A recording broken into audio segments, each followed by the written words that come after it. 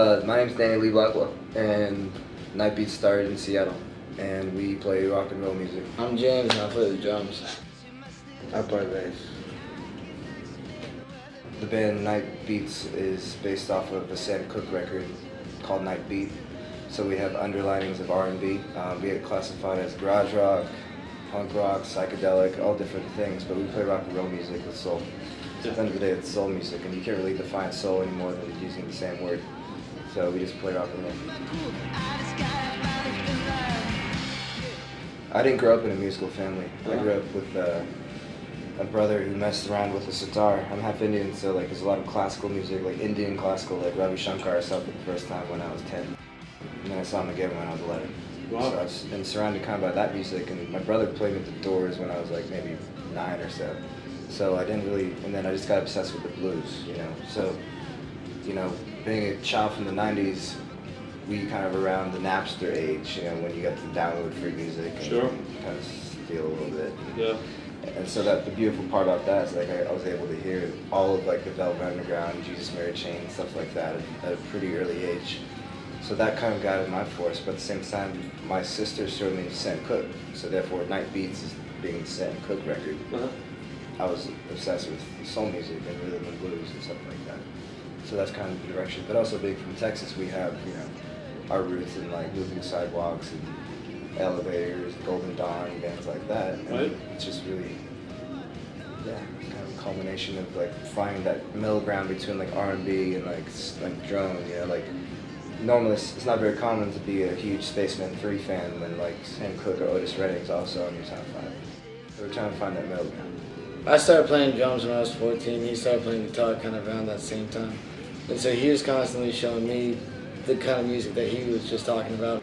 And I would try and show him like what I knew. And so, yeah, once that kind of turned on to really digging into music, we did that together. Yeah. We had a band called the Old Explosives when we were really young.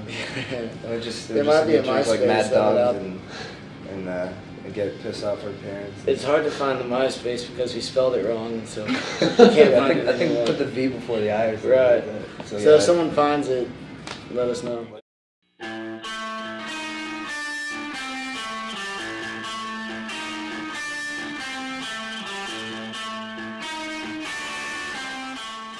You never really know what you want to accomplish, because at the end of the day you want to say something and speak your mind and have people listen to a certain extent, but if they don't listen, it's not like it really changes what you say.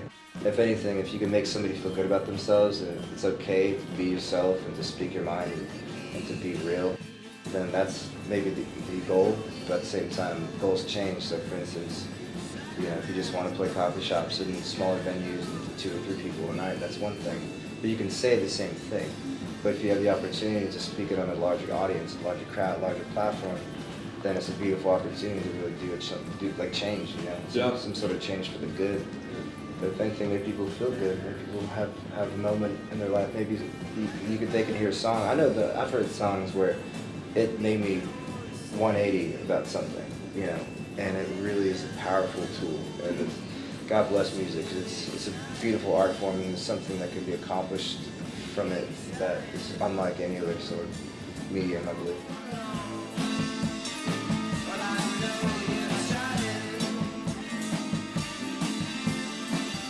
Predominantly we use tape machines, but it's not like we will only do that, because I think you're setting yourself up for failure. If you have like a rule, then you're going to break it eventually, so it's like you might as well just go with the punches. We just happen to gravitate towards, you know, 2-inch tape. If we're lucky, if it's 2-inch, because that's cool. This last recording we did at our friend Nick's place in Echo Park at Los Angeles. And we used it was like a home studio, so we had some pretty old equipment. A lot of equipment that was actually used on like early like Buddy Holly recordings, so that was pretty cool. Like old preamps and stuff like that. But yeah, we keep it simple. We record live, and then we might overdub stuff here and there, but we keep it live, we keep it real. Like if you fuck up or something, you don't really have a choice. You gotta keep it, and that makes it interesting. That gives a little bit of accent. You know? We've definitely gone with tracks that we know we've got fuck-ups in. But just couldn't get a better feeling. The cool part is like it doesn't become a fuck-up after that. Right, you work it into it being something. Yeah.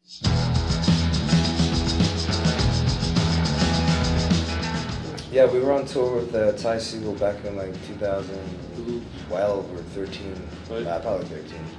And we played in LA at the El Rey Theater. And Robert was there with Nick. Nick and Robert came out, Nick being the producer of Generation. Right. And yeah, we struck up conversation. I was a little bit like starstruck by Robert because I've been listening to him since like, first guy record player. Yeah. When I was like pretty young. So I kept in contact with Nick because Nick is just really persistent in the right way. Like we wanted to record and he was the right guy at the time. And after talking with him, it made a lot of sense that he was the dude. And we just got along really well. Like he's like a good friend of mine. Right. So after that, we kept in contact. Next thing you know, by the recording time came around, Robert offered his services for bass, but then it turned into like, we expected it to be like a one day, like one session thing. Yeah. But he came up with like pages of notes, like thoughts on everything, because I've been talking to him since then, or before then. And yeah, he stuck around every day. I was a little bit nervous because I tried to break the ice pretty early by making like a dick joke, and he laughed really hard at it. So then I was like, okay, all right, I can hang with this guy. This album.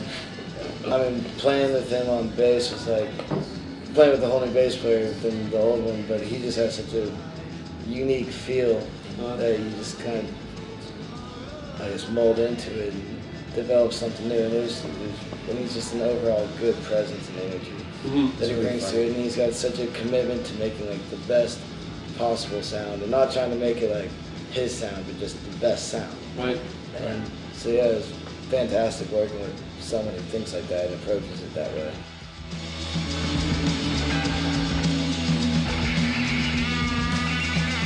I personally will never shy away from speaking my opinion. So for instance, if there's a problem and I have a way to bring light to that, then I'm going to do it. Yeah. But the thing is, a lot of people these days, like if they maybe first heard of us with this new record, they're going to be like, oh, you're becoming really political. It's like, no, our first single is called H-Bomb, and in it I basically call out politicians and I call out a lot of stuff. Our first single, I guess, was, Puppet on a String, and I talk about the Iraq War. I'm saying how there's a consciousness that gets, thrown away sometimes when you have people with power corrupting their authority. So I have no problem with saying that because I don't think there's much repercussions of it. If there is, then I'm willing to take it. Yeah. So we're living in a probably pretty draconian area right now, so it's a little weary, worrisome or whatever, but it's nothing that I'm afraid to say. But at the same time, we could have a love song next to a song about fuck the police. Right. So I'll say whatever I want.